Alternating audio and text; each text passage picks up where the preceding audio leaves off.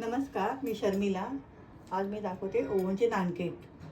त्यासाठी लागणारे साहित्य: 1 वाटी मैदा, पाऊण वाटी पिठी साखर, 2 चमचा रवा, 2 चमचा बेसन, पाऊण चमचा खायचा सोडा, अर्धा. आता ही परात घेतली. आता साखर टाकूया याच्यामध्ये.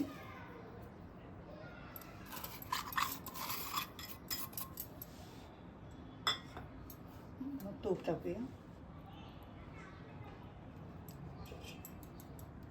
आता आपण फेटून घेतलं. आता आपण मैदा घालू याच्यामध्ये,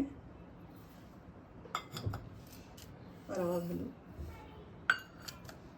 आणि बेसन घालू. मळून घेऊया पीठ. हे बघा, पीठ मळून झाले. आता आपण याचे छोटे छोटे गोळे करून नानकेट करून घेऊया.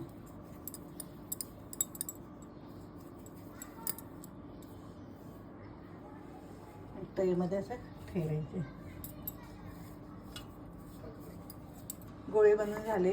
आता आपण त्याच्यावरती एक एक चारोळी लावूया, म्हणजे दिसायलाही छान दिसेल आणि चवीलाही छान लागेल आपले नानकेक.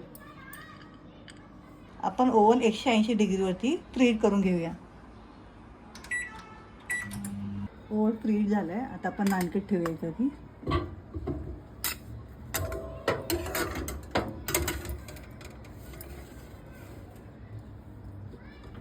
आणि 10 मिनटं आता बेक करूया. आपण काढूया. नानकेट आता बेक झाले.